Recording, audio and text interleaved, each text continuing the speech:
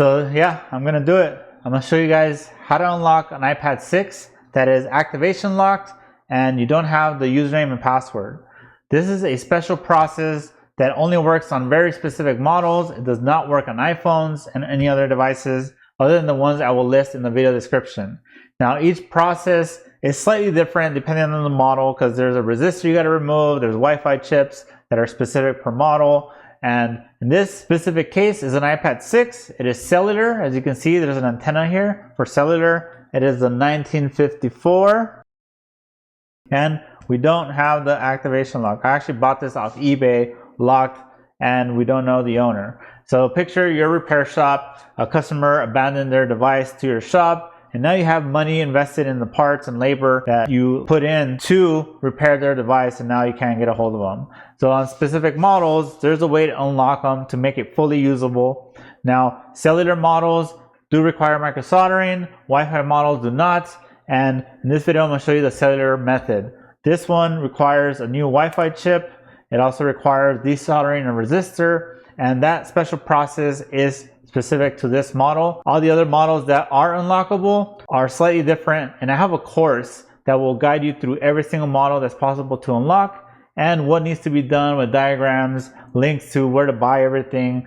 So if you guys want to support the channel, check out that course. It's a small fee, but it is very useful, and it does come with some support from me. So the models that we can do are basically A10 series CPUs, so iPad 7, iPad 6, and some other ones, older ones, as well as iPad Pro 9.7, 10.5, 12.9, first gen and second gen. We cannot do any iPhones, we cannot do any USB-C iPads, or the iPads with Face ID. It's all the older ones with like home buttons. And once you unlock it, you're able to fully use the iPad. So iCloud, iMessage, the App Store, all the features and functions work. But this specific model, this is a cellular model, we have to convert it to Wi-Fi. The main reason why is right now there's an IMEI attached to the identification to this device. So as you see here, there's a MEID, which is basically the IMEI, and there's a serial number. So when you try to activate this, it sends this information to Apple. Apple then references their database like, hey, this ID is paired to this iCloud account. So please provide the username and password to get past the activation lock screen. If you don't have that information, you cannot get past it. So essentially what we're doing is we're going to convert this to Wi-Fi only. So we're going to get rid of the IMEI. So we only have a serial number as identification.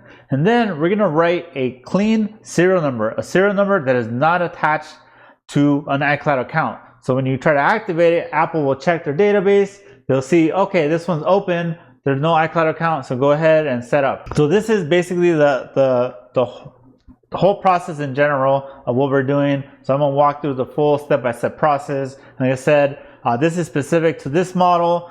Some of the other models are slight little tweaks to the whole process, including the iPad 7 cellular. There's a special process to get it fully working.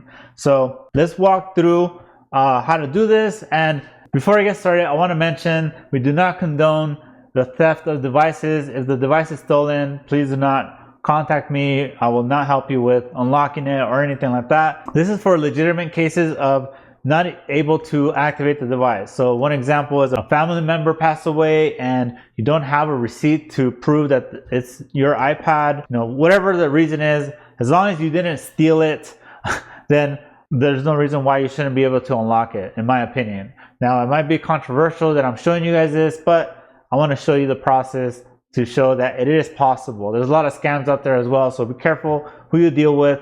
This process does work. Like I said, there's a special process, you got to follow it, and there are other techniques as well, but this one is the tried and true method that has been around since a long time and is still fully possible. The other methods, they work for a little bit and then they stop working, and I don't know. I don't deal with any of the other methods. I do this method where we basically give the iPad a new identity that it does not have an iCloud account attached to it. And then lastly, I want to repeat again, we cannot do this for any other models other than A10 iPads and older, with some limitations. And we cannot do any iPhones, we cannot do any USB-C iPads, the ones with Face ID.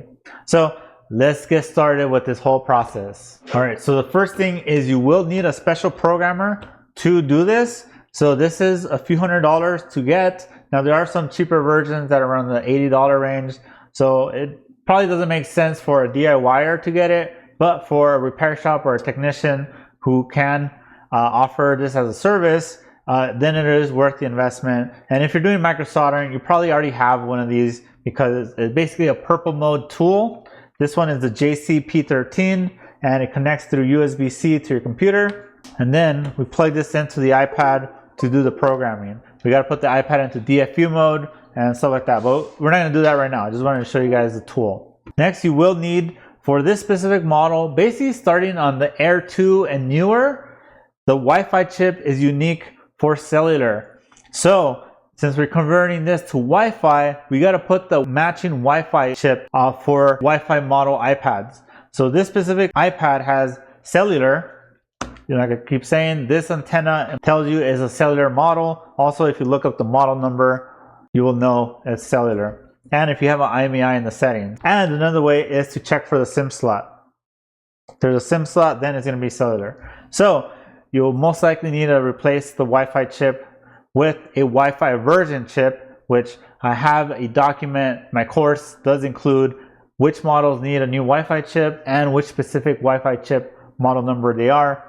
So for this specific model, we need is 339S00446. This is the one for iPad 6 and iPad 7. You can buy it at Mobile Centrics, or if you have a donor that has this specific chip, you can pull it off as well. Next is, these are not easy to find. I don't know any US seller that has them, which is a Wi-Fi stencil. So this is iPad Wi-Fi stencils, and basically you need these two because this is going to cover all the Wi-Fi chips that are required for this process. So there's that.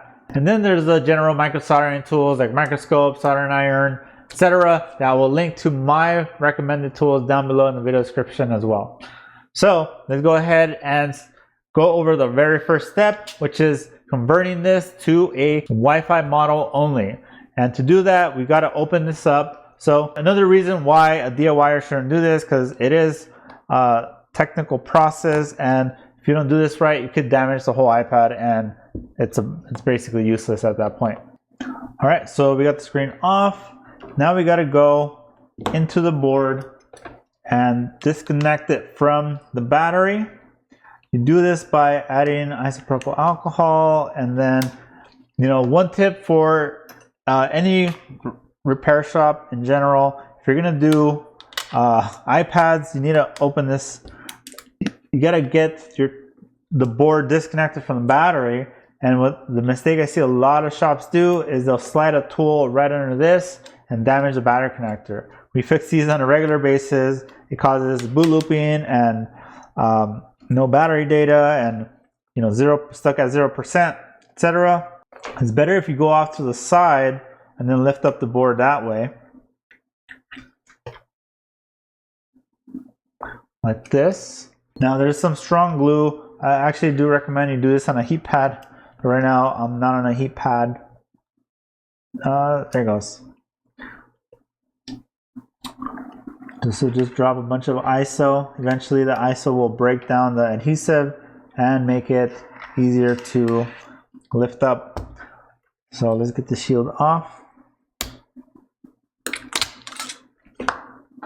All right, and let's go over what we need to do here to convert it to Wi-Fi. All right, so in this case, if you look at the picture, that this is like an example of what you'll find for every single model as far as how to convert these to Wi-Fi. All right, so if you take a look at that picture and then you take a look at what we're looking at here, you got to match it up. So let's match up the exact same view, right? So you see these two caps right here. Switch over to the picture. They're right there on the screen as well. And then if you look at what we're looking at, here's the two caps, and then there's a straight up and down, and then there's 1, 2, and 3. So you just remove this resistor. So let's go back to my board. So this one right here. This is basically what is called a board ID resistor. Essentially, this resistor tells the iPad what is their identity. So these boards are virtually the same, but the CPU needs to know, like, hey, we're gonna work as a cellular iPad from now on. And when we do this, so I'm using a little bit of hot air to clean the underfill around it. Like I said, do not try this at home if you're not a microsoldering professional, because it is not easy to do these type of service. So, but I do want to prove to you guys that it is possible. A lot of people don't believe this is even possible.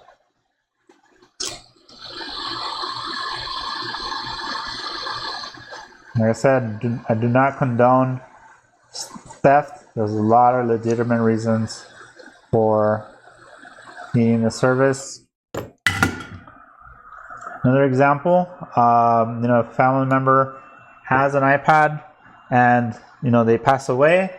There's no way to unlock it without proof of ownership and a death certificate, and there's a lot of hoops you have to jump through. So yeah, you can get it done for free through Apple, but what is it going to take? You have to go to the Apple store, show death certificate and whatnot.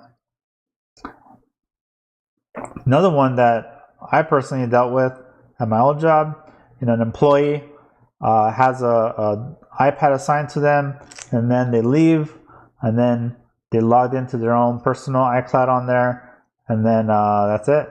You cannot, and they ghost you, then it's over. You can't unlock it. Now you have to buy a new iPad. Basically, my example, it was actually an iPhone that happened. There was an employee that had an iPhone. They logged into their personal iCloud account, and the company didn't have any management system. So, the guy left, and then they couldn't get a hold of him, and he wouldn't log out. Now they just have a bricked phone. So, if Apple made it easier to deal with that, that'd be great, but they don't. And I guess, they probably have to deal with a lot of fraud attempts as well. So. All right, so we removed that. And technically, we could also just go through the next step, which is swap out the Wi-Fi IC. Or the next step right now is to restore it. Let's do that actually, just real quick. All right, so I've temporarily plugged in just the LCD and I screwed in the battery, and I'm gonna plug it into the computer, and it should instantly kick into DFU mode. So the screen will stay black, and then here on 3 tools, you'll see DFU mode. So that means we're still good. If you don't get anything here, then you knocked off the wrong resistor and you probably damaged something. So be careful what resistor you're doing. Like I said, it depends per model. On some models, you have to run a jumper. On some models, you have to move one resistor to another spot. That's all documented. One thing that, when I first made this course, I got a lot of haters who said, oh, why are you selling this? Well, you could find all this information on how to do each model online, but there's no one place, that has everything documented in one, place. You could just click through and find everything documented. It took me a lot of hours to build that out, make all the diagrams and stuff. So it's just one way to do this process. You're free to just Google search and dig through forums and whatnot to figure it out, or you can pay a small fee and then get the full guide, so you don't have any guessing on what to do. And like I said, I do offer some support. Like if you run into any issues, I could guide you to the right, in the right direction. So as you can see now, it's actually restoring. We finally got an Apple logo and a loading bar. So let's go ahead and let this process, and then you'll see that once we boot up, we'll now have no IMEI, because it's now going to think it is a Wi-Fi model. So I'll be back in a few seconds. So the restore has completed. You can see it says here, congratulations, clean flash completed. It's been restored. Now you can see it is a iPad. So you can see it's an iPad. It is labeled as iPad 9.7 2018. If it was still the cellular model, it'll actually say right here 4G somewhere, which it doesn't. Now the model number and stuff there would not update yet, but you can see IMEI here is blank. If I click refresh, there's no IMEI. Now I can't click because I don't have the digitizer. All right, let me plug it in real quick. All right, I got the digitizer plugged in, and there we go, we have touch. So there you go, look at that. Things have changed. It is only a serial number now. There's no more IMEI. So when you try to activate this, it's not gonna work anymore. Let's try that real quick. It's actually not gonna be able to activate because we have a cellular based device that's trying to activate as a Wi-Fi only. So the serial number is looking for, and look at that, no Wi-Fi either because we don't have the right Wi-Fi chip. So even if we try to activate it, we can't because there's no Wi-Fi. We could try it through USB, but it's not going to work.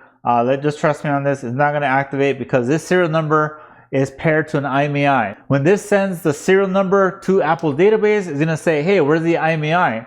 Nothing's going to match up on Apple's database, so it's not going to activate it. It'll say unable to activate. It's not going to work. We still got more steps to take care of.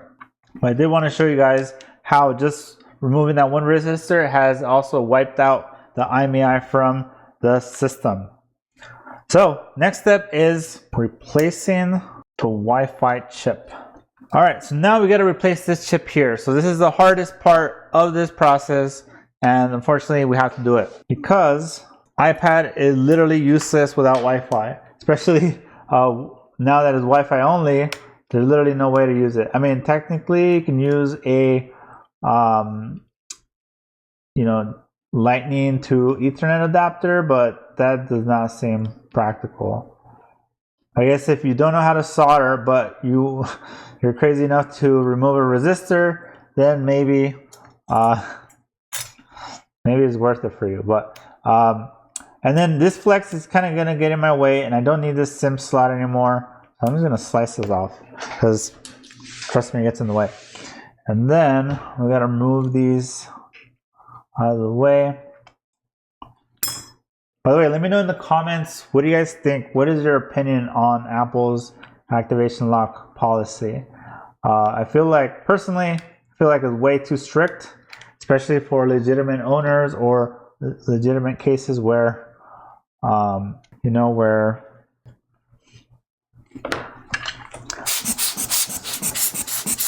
definitely way too strict when you don't remember your username and password, especially like elderly people.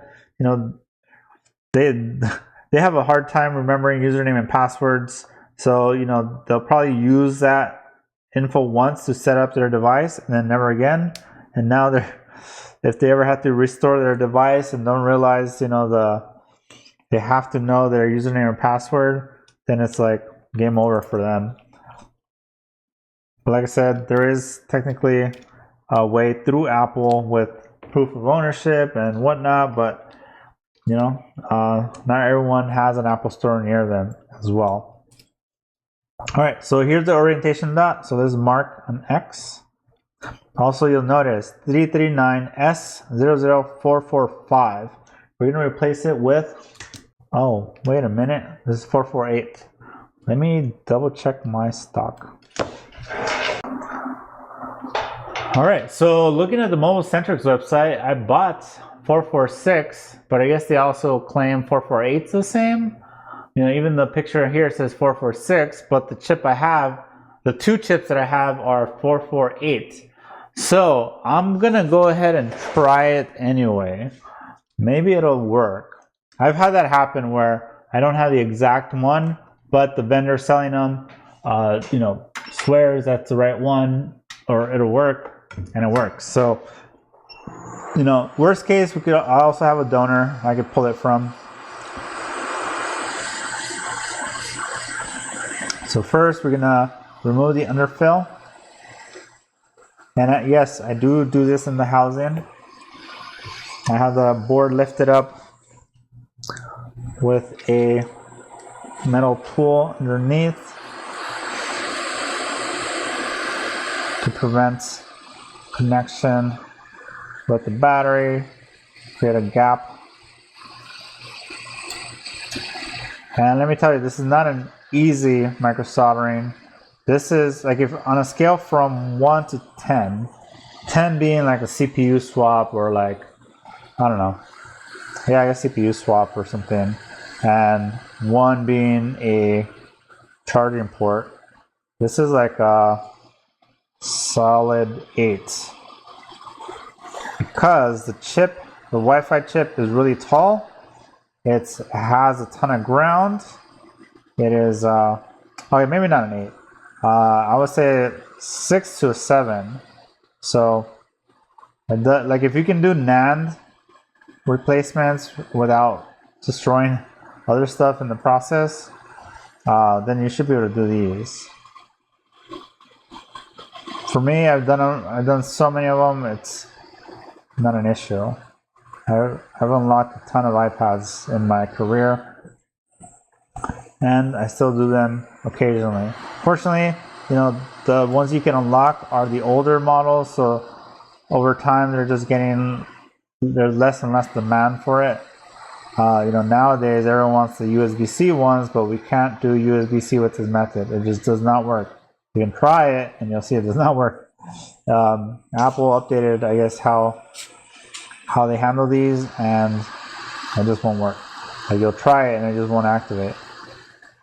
Even iPad 8s won't work. iPad 7 and older accept Mini 4 and iPad 5. For some reason, those got blocked from this method. But all the other ones, especially like iPad Pro 12.9, first gen and second gens, those are still pretty good value just because they're large iPads and they're pretty fast. iPad Pro 10.5s as well are pretty good. You know, they do have the 120 hertz display, so they do have some value. iPad, you know, if you have a cellular, if you have a Wi-Fi model iPad, those don't require any soldering. It just requires a clean serial number, which if you need serial numbers, I will put a special link in the video description as well. You know, you can buy them from many different places, including AliExpress. But if you want a good serial number from a trusted vendor, I'll put a link. I'll probably make a special form where you can request it. That way I can sell it to you. But I gotta figure that out. I haven't figured it out before I made this video, but by the time I post it, I'll have something there. All right, so I'm gonna turn this around because I need this opening here. All right, so using the same tools I would use for removing CPU and NAND or Wi-Fi chips, I'm gonna use this spatula. I'm gonna use 460 air. This chip is really thick, so keep that in mind. It requires a ton of heat. Like I said, it's not a beginner-friendly job. You're gonna try this, practice on some donors, so you can see what I'm talking about. The chip is really thick, lots of ground, but with the right experience and techniques, you see it's doable.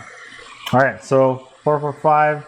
This chip is basically useless, so you can just throw it away because there's pretty much almost never the need to replace a Wi-Fi chip on an iPad.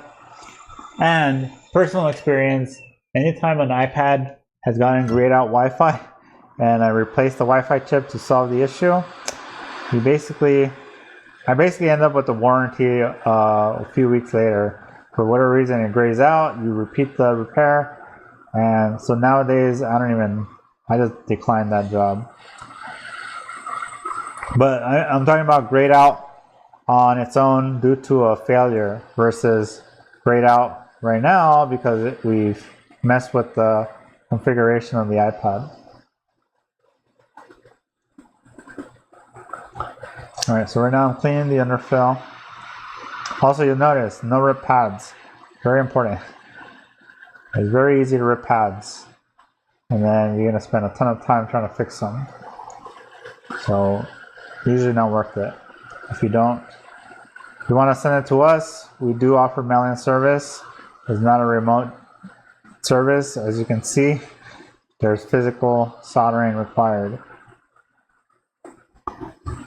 Or if you know how to microsolder and want to try this yourself, feel free to purchase the course It's very detailed. It literally has every model you can do, has links to everything, and I try to lay it out as easy to use as possible. And it comes with a few videos as well for examples. And worst case, if you have any issues, you could always message me after you purchase for support. I will not support you before you purchase it. There's probably gonna be a lot of people in the comments giving away the secrets, but you know what? Whatever. It's on you. You know, if you're in the comments and want to guide people for free, then you know, go for it. I don't have time for that to do it for free. So that's why I make these videos, because the video itself is the guide. You know, you should learn to figure stuff out yourself, and you do that by just trying to watch every video you can on a certain topic, and you should be able to pick up patterns and how to handle stuff. I see a lot of people who they'll just won't even try to figure stuff out themselves. They'll literally just they run into something and then they just stop. Literally will not experiment or troubleshoot or anything. That's just so weird phenomenon. I guess they don't have the drive. Not everyone has the same drive to figure stuff out. You know, there's a ton of free information online, and people would rather just ask. Like I get a ton of DMs like, "Hey, what's this panic log mean?" I'm like, bro, I literally wrote out a whole repair wiki. I have like 10 repair wiki pages with all the most common solutions, like the one you sent me, and you're still messaging me for an explanation. The repair wiki guy literally walks you step by step. I have multiple videos. People still ask me, hey, what does this mean? I literally will not read anything. What do you guys think it is? Is it just laziness? Is it just my repair wiki guides don't make sense? Alright, right now I'm currently wicking the board. Let me get a new fresh piece of solder wick, which I will link to this one in the video description as well. It's the best solder wick I ever used. It's really thick. It doesn't fray like the other cheap solder wick that you might find for sale anywhere else. So I'll link to this specific one in the video description. Alright. I need to add more flux here. This is the Edgar flux.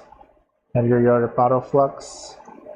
So in my last video I said I was going to link to his flux, and then I go to his website and it looks like he is currently down or something. They're changing warehouses or something. So, but I don't know, maybe by the time this video is out it won't be.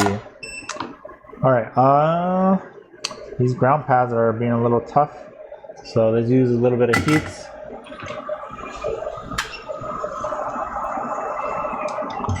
So instead of the iron, I'm going to use, because I don't want to rip any pads. When the iron does not want to melt the solder, then you can just come in with some hot air and gently brush it.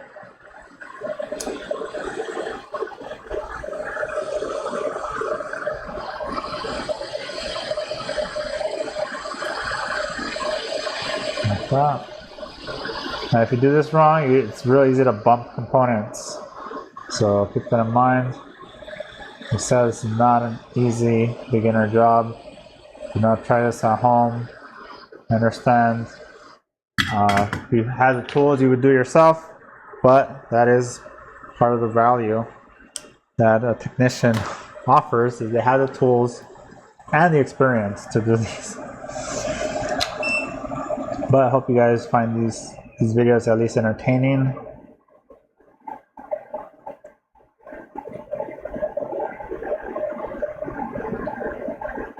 Alright, who's done here? I would say that's pretty good. It's good enough. Let's move on. Let's clean this up. It's a mess right now, but I'm doing a little isopropyl alcohol and a foam swab. Can't solve. And a little hand duster. Now we've got to clean up some of this excess underfill.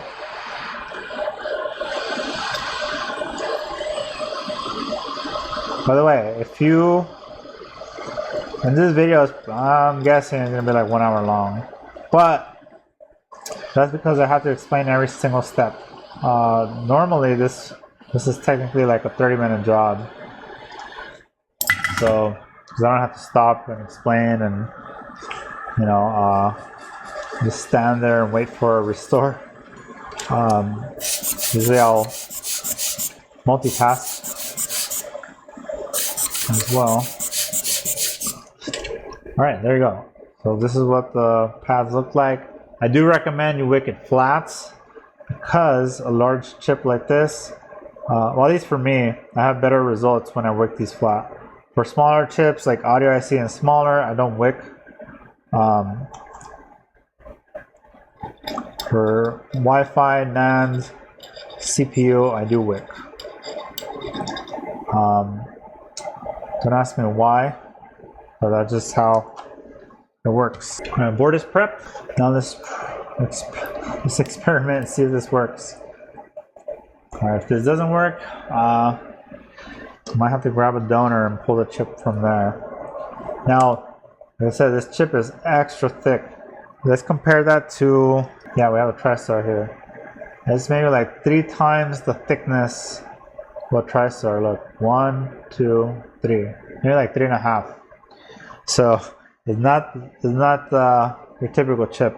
So the secret to reballing these is folding this so it's extra thick as well. Normally, this sheet, it's actually kind of dirty. You can fold it once, fold it twice, and then that's it. But for this case, I fold it one more time, so it's really thick. I put it on here. Now, also, reason why we have to reball it, it doesn't come reballed. It's flat. There's some solder on there, which actually, let me prep it. If you don't prep this, it might not grab solder well. So this pad is very, these pads are very flat. So this replace the solder that was included, some leaded solder. Then wick this flat as well so it could fit in the stencil properly.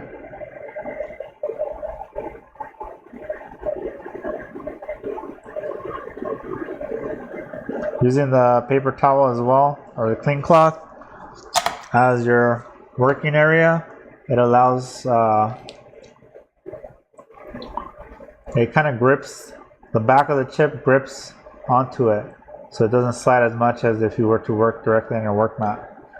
So that's why we use it. Plus, it does also cushion the chip a little bit. So you'll see here. So now I folded this one more time. I have the stencil for iPad 6. I will link to this stencil. Oops. I'll do this one. Yeah, this one here. I will link to this stencil in the video description as well. Yeah, it's labeled as 9.7, but iPad Pro 9.7 and iPad 6 use the same shaped chip. Oh man, let me get some new paste. So I'm gonna use Mechanic 183 Celsius paste. I'm gonna scoop up a bit. Actually, I'm gonna dry it out a little bit. Let's press it in. Probably need more than that. All right, there you go. And because I have this folded a lot of times, the sides are, as I'm pushing down, the size of the napkin or the paper towel, whatever you want to call it, is going up, which gives me a flat surface to press my fingers on. So that's kind of the secret here. So let's apply to every pad. And then I have a separate spatula tool I just kind of scrape this flat. And then I use a clean cloth, another clean cloth, to wipe it flat. And then we reball this. 330, 25 air.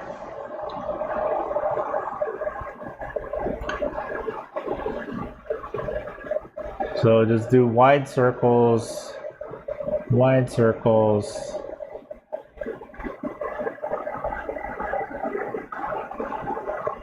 And then pay attention to the paste. Look at that, look at those solder. Those are like weird oval pads, but they are pads. All right, let's lift this up. Now this is also a 2D stencil, so you should be able to master 2D stencils if you want to have a long career in microsoldering. 3D stencils are out there, there are jigs out there, but ultimately not every stencil is available with those dare say a crutch. So you should master these 2D stencils. 2D stencils are basically flat, meaning when you're reballing, they can slide around and make it difficult to reball. So you gotta learn to manage them or control them. All right, so you can see they're slightly crooked, but each pad has its own amount of solder on it. So here's what I'm gonna do. I'm gonna heat it because surface tension will pull it together. We'll rebuild it back into its place. Look at that.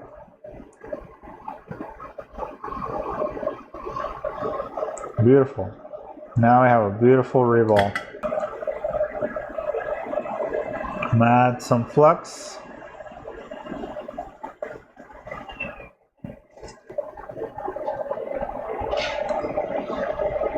I'm gonna add a little bit of flux on the board.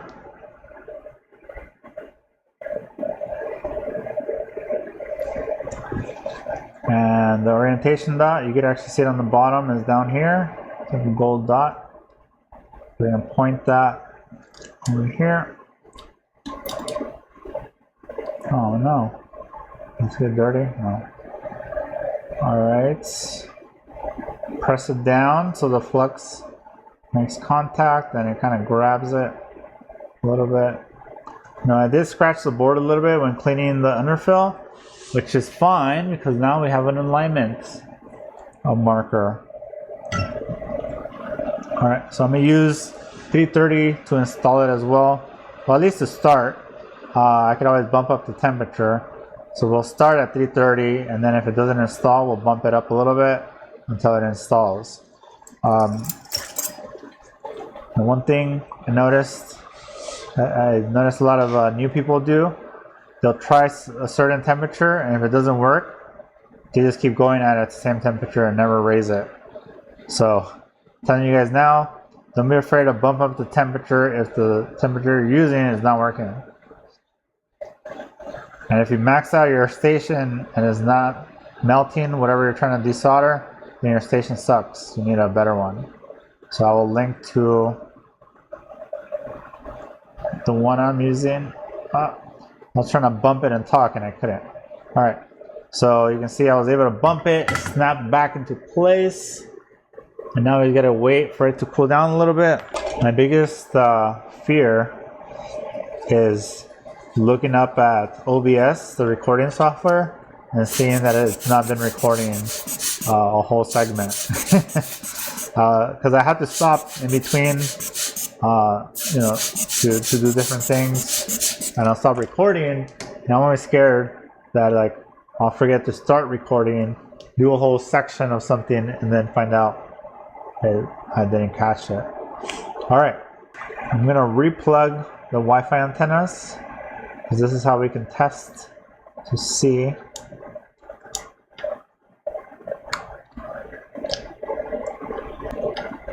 So let's plug these in. All right, it's plugged in. Now, let's put this back together and test. See if we get Wi-Fi. But we're not done. I'm just going extra thorough to show you guys the full process. Okay, so let's plug this in. Assuming we didn't cause any more problems, it should boot right up. There you go, we have Apple logo, so let's get to the home screen. Alright, there we are. Actually, let me unplug it, because, you know, rotate this. So still, oops. Still no IMEI, so we're good. I mean, I wasn't expecting it to come back, but it's more of a to show you guys. Go to the United States.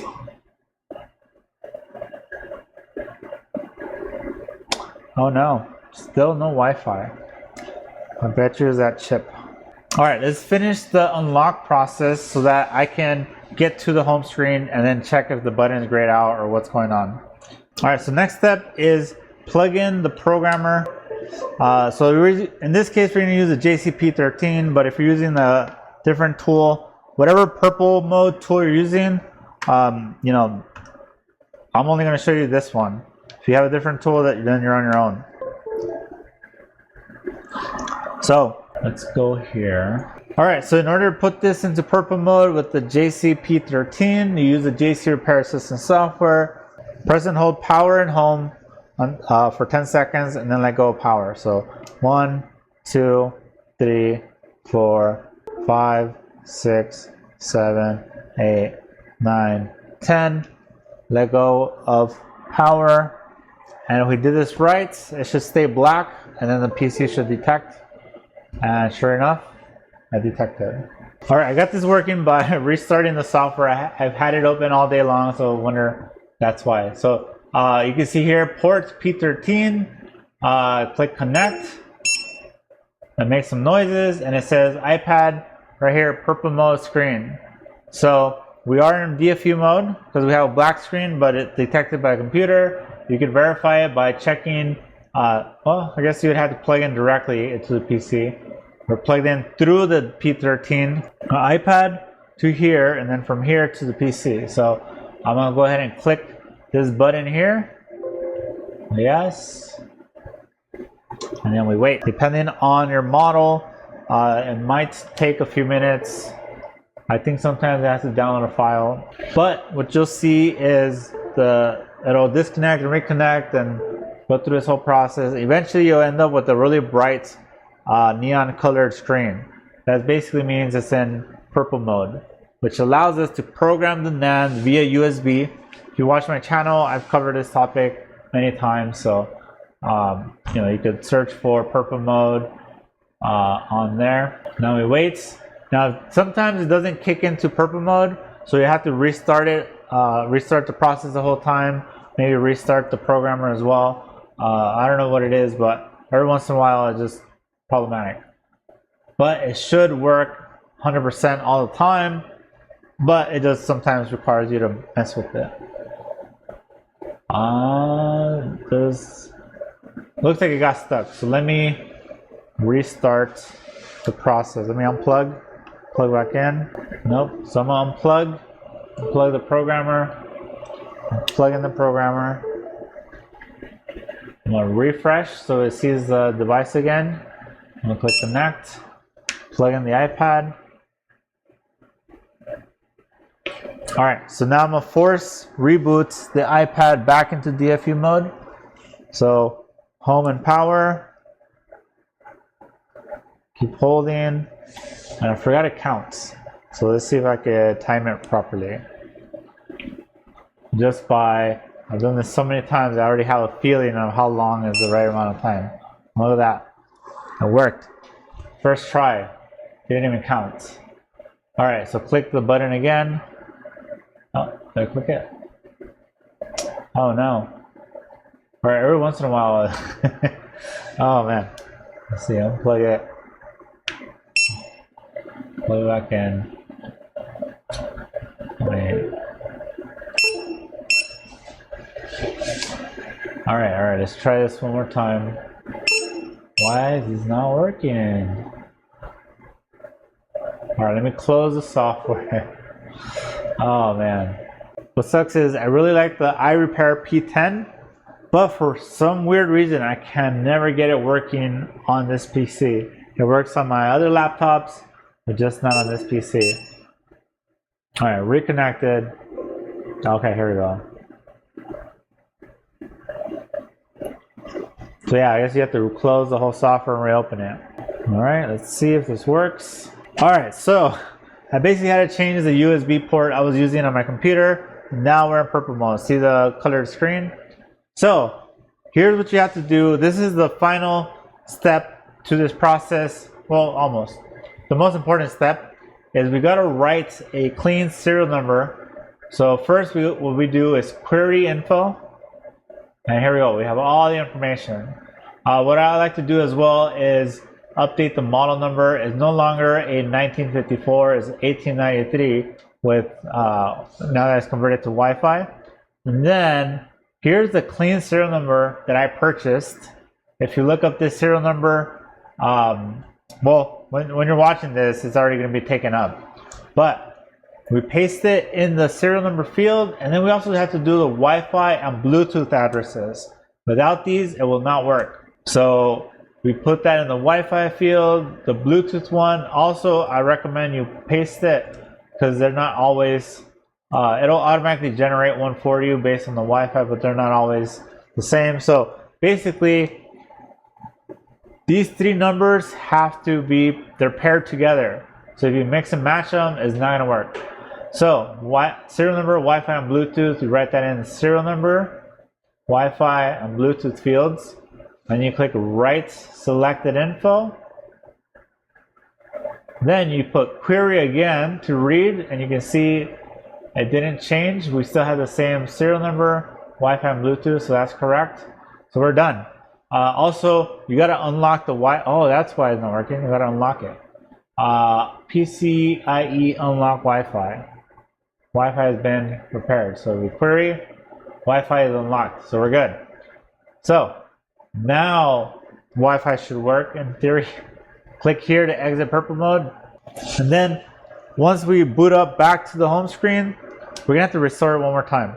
So it is a little tedious, but it's easy. I mean, in theory, you can just let it restore while you're doing other stuff. But the serial number I showed on my screen is for this device, and it's gonna be tied to my Apple account. So one of the setbacks to this solution is that, these serial numbers are basically serial numbers from devices that are out there that don't have an account, that are probably like, dead devices.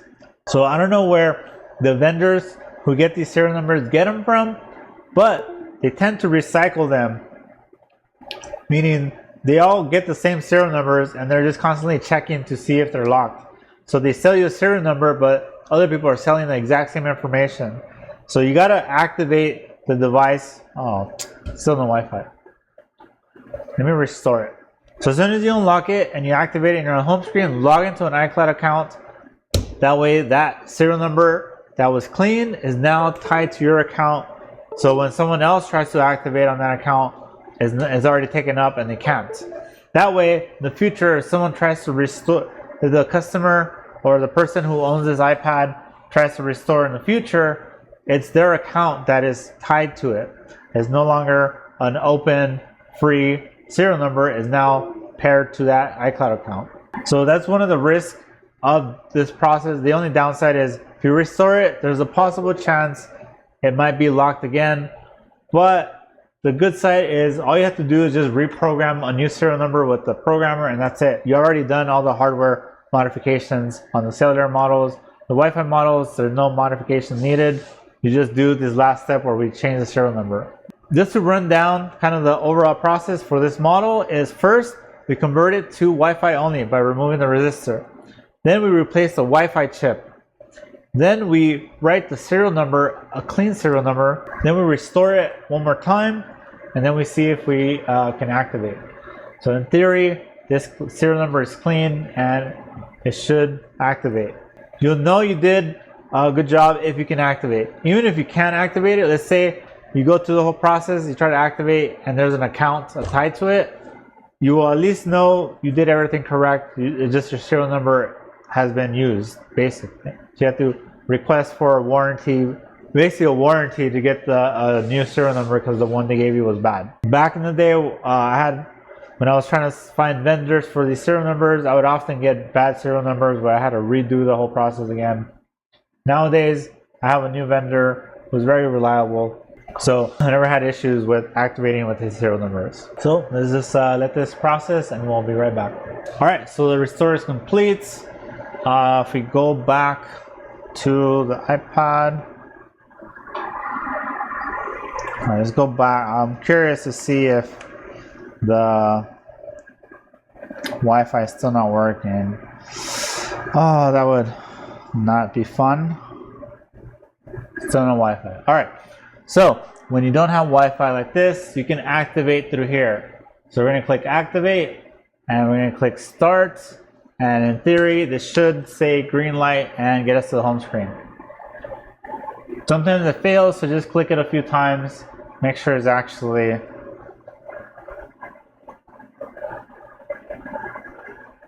oh, look at that. Yep, done, activated. So there you have it. So we're now in working condition. No iCloud, but also no Wi-Fi. Dang it. All right. Oh, all right. So let me get a Wi-Fi chip. I'm not going to show that process because I don't want this video too long. So as you can see here, we have it working with no Wi-Fi, no Bluetooth as well because there's the same chip. If you go to general about, you will see it is a serial number I wrote with the programmer. Wi-Fi and Bluetooth. Oh yeah, I see no Wi-Fi there, but I did write it. So it's a Wi-Fi chip issue, a compatibility issue. Shame on MobileCentrics for selling me the wrong chip. They have it listed as one and it's a different one. So let me go ahead and replace the chip and we'll take a look at, we'll give it another try. All right, so this is one of my nasty donor boards, iPad, yeah, it's iPad 6. You can see 446. So this is a chip we need to install into our board. You can tell the Wi-Fi model, there's nothing here. This is iPad 6, so it doesn't have the two connectors here. But this is the chip we need. So I'm gonna install that into our board. I'll be back. All right, so here we are installing the 446 chip, which in theory should solve the grayed out Wi-Fi. I went with the 44H just because I didn't have a 446 in hand.